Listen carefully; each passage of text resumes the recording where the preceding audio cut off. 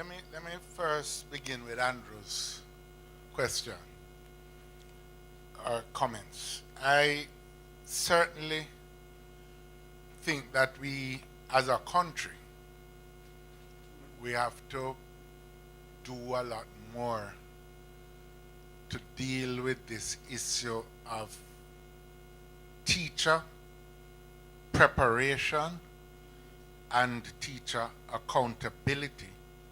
And I dare say,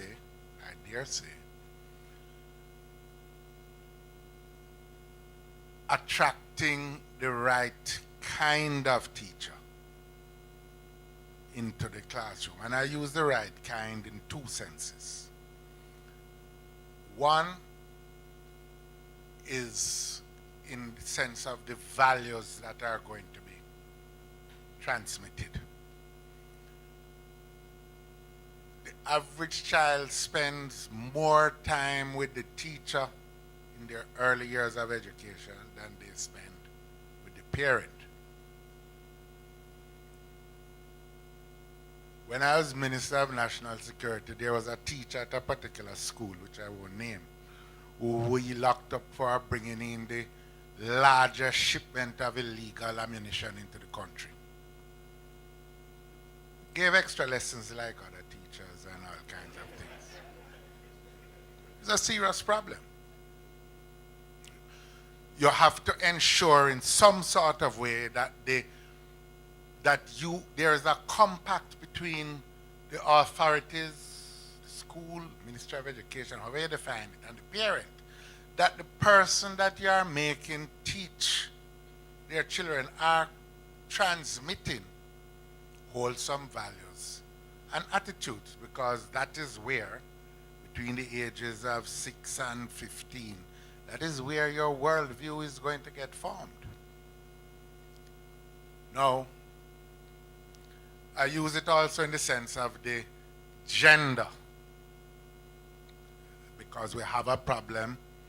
Many people may not want to deal with it. We have a problem with the underperformance of boys in schools, which is going to create all kinds of demographic imbalances, problems for girls finding appropriately qualified men to form unions with, and all kinds of things like that. We have a major problem, because the 80% of the graduates of the universities are female, and 80% of the clients of the correctional institutions are male. It's a hell of an imbalance. Soon the only people that the girls can find to link up with will be criminals. Soon. No, I mean, we can deal with it in jest, but it is a serious problem. Now, when you ask the question,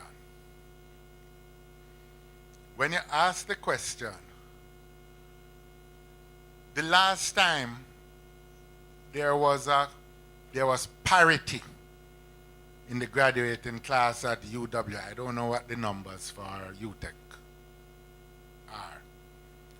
But the last time we had parity in the graduating class between male and female at UWI was, I believe, 1983.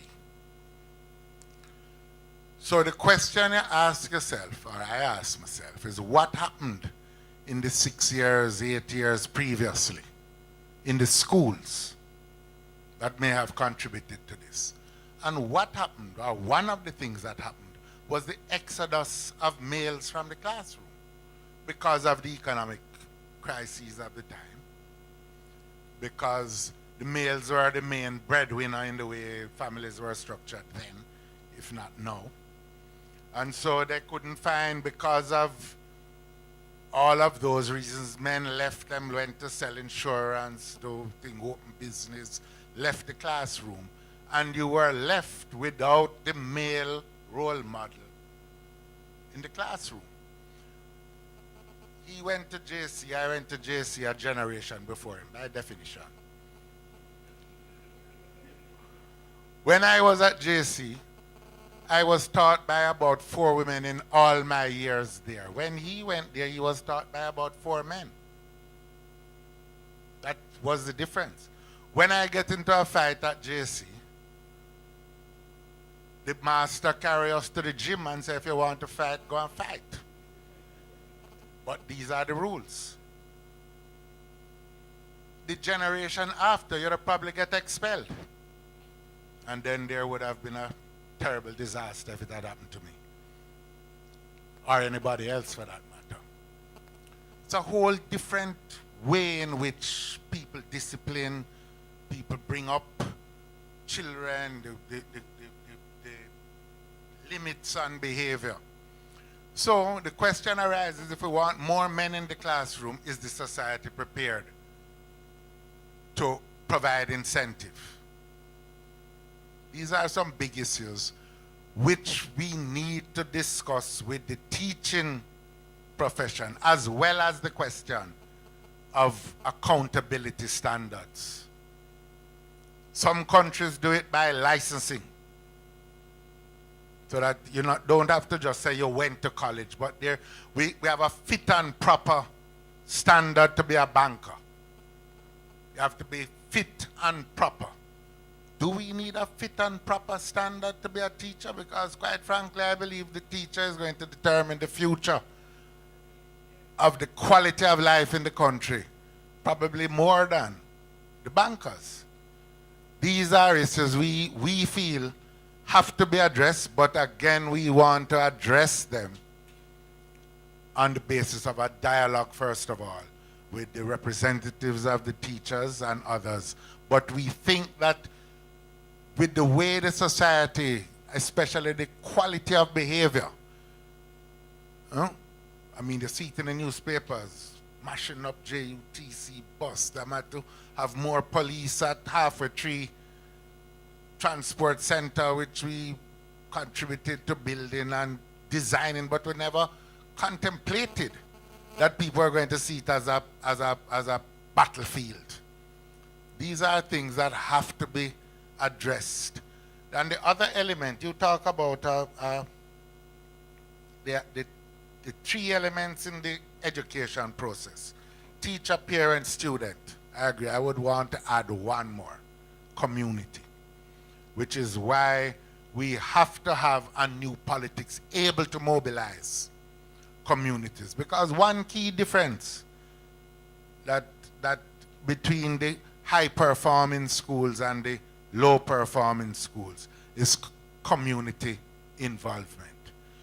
Whether it is past students associations, church, in the case of some schools, or other community support. So that when a school is failing, you have some communities that when a school is failing, the community jump in and say, pull up your socks. You have other schools where the community pray on the school, take away everything, mash it up. That's what we have to deal with. Now, accreditation, simple fact. If we are not careful, we will fail to realize that there are global standards. Our universities need to recognize these global standards. Otherwise, you will have a degree, if you're not careful, which soon won't have any meaning outside of this 4,000 square miles, which is just too small a space. Moreover, we have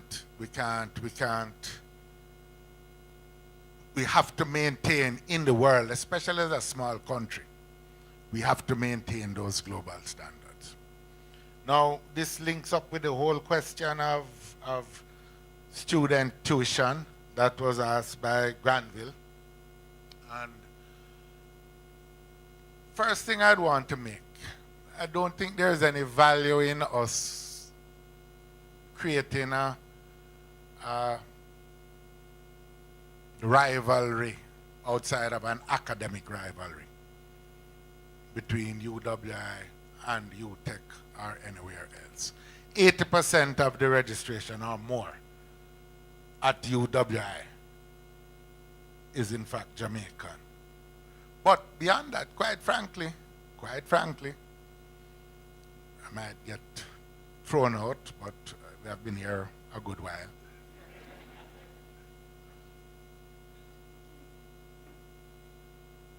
I would like to see more international Caribbean presence at our universities and international presence. The very logic of university come from the word universe. It means exposure to the universe, to the world of ideas and the world of people and the world of diverse cultures. That's what will prepare us for this increasingly integrated world. When I was at UWI in my undergraduate years, and it wasn't that long ago, long enough, but not that long. But I had my econ tutorial had people like Ralph Gonzalez, Dwight Venner, at a later stage, Owen Arthur of Barbados, former Prime Minister of Barbados. We were all, Kenny Anthony, we were all studying together, and we were able even now to share a vision of the world. We had people from Africa, we had people from Latin America, and that's what we would need. Now, how we pay for it? That is really at the heart of the question.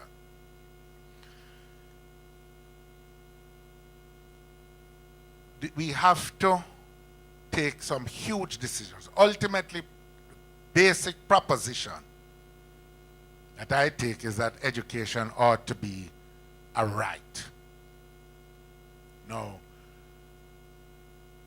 All rights ultimately have to be realized in a practical world. It's like it is right for every man to be treated equal before the courts.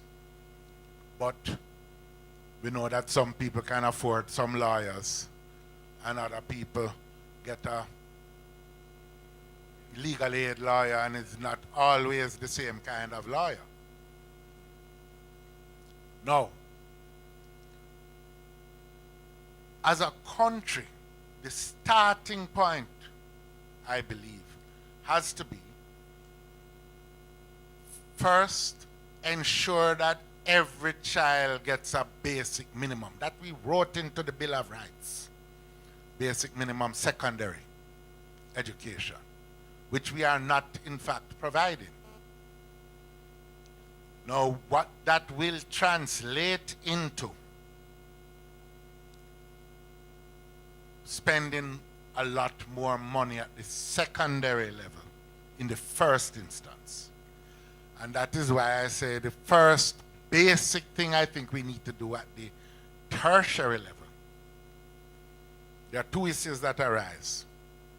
One is how much will the state pay for? And then the other, how can we satisfy access to the finances otherwise and facilitate repayment, which means a boosted student loan provision, one, and I believe that we need to provide much more resources for merit-based scholarship provisions for students who qualify. And then I think the universities and the society has to do a lot more to facilitate the reality of work and study, to do it. And these are the ways that we are going to have to address. But the simple fact of the matter is that what you see going around now is a kind of merry-go-round where people find instant solutions for something, but the long-term solution of the quality of education that is needed so that when you come in, you actually get an education worth the name in the full sense of the word. I'm going to give you a little anecdote.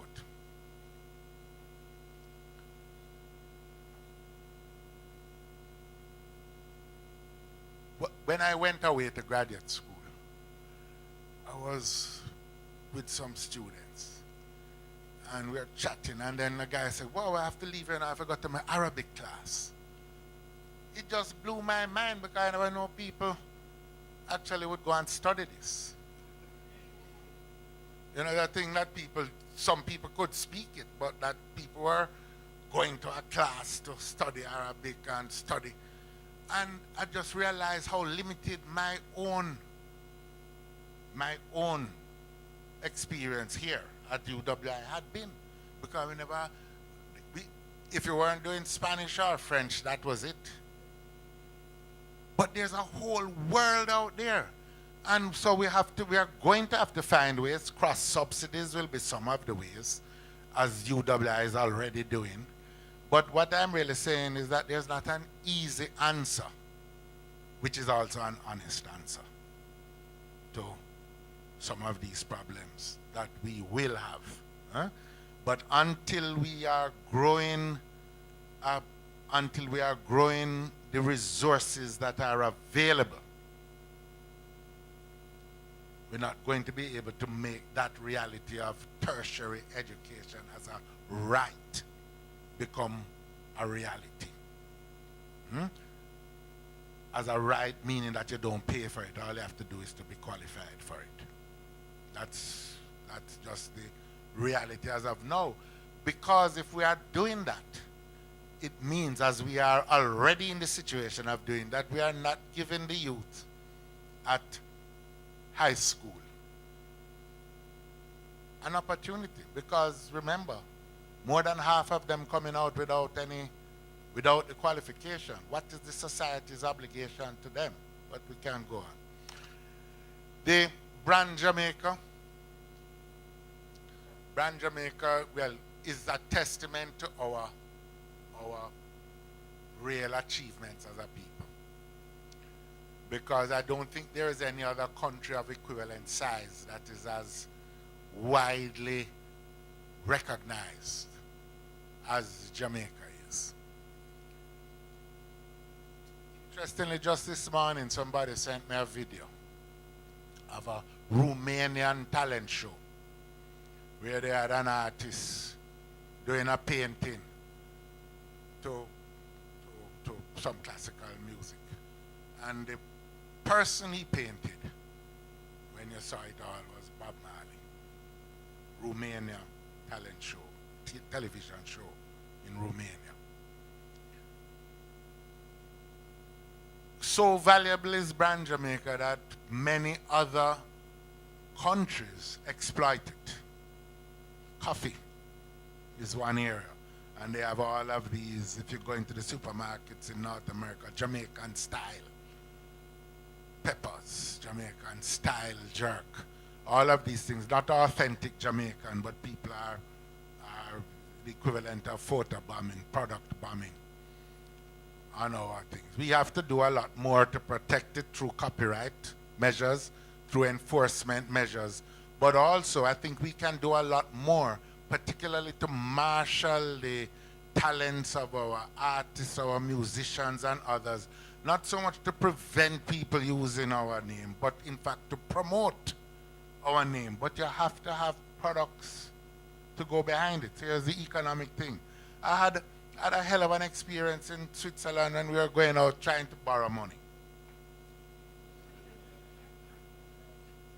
Yeah, and we did, because we had to borrow to be repaying, getting lower interest and things. And this guy who was a big bond trader, but he also traded other commodities, and I said, what can I buy from Jamaica?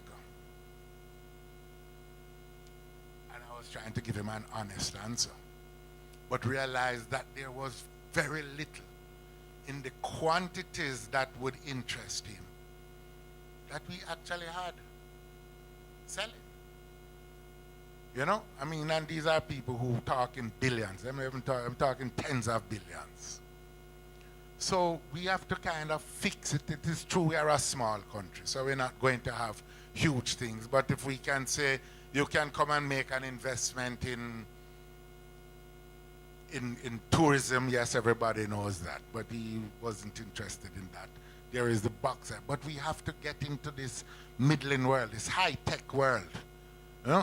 Medicinals, marijuana-based or leaf of life-based or anything else that works. We have to get there, and we have to we have to put, you know, I would much prefer giving a free zone and all the freedoms from taxation, etc., that involves for a high-tech engagement. Because what is happening now is that we have some guys who have good degrees and we go to them and say, call the call center. But the guy who has come out with a first-class degree in physics, we're not finding an adequate opportunity for a career path to be exercised in Jamaica. I just don't want us to be at the bottom with the low-wage work, whether it's in tourism, which is low-wage work, or call center. I'm not against it, don't get me wrong. Every work is a valuable work, good start. But we have to be able to attract our best and our brightest to practice their craft and careers here and build on the value of Jamaica. That's my hope for us.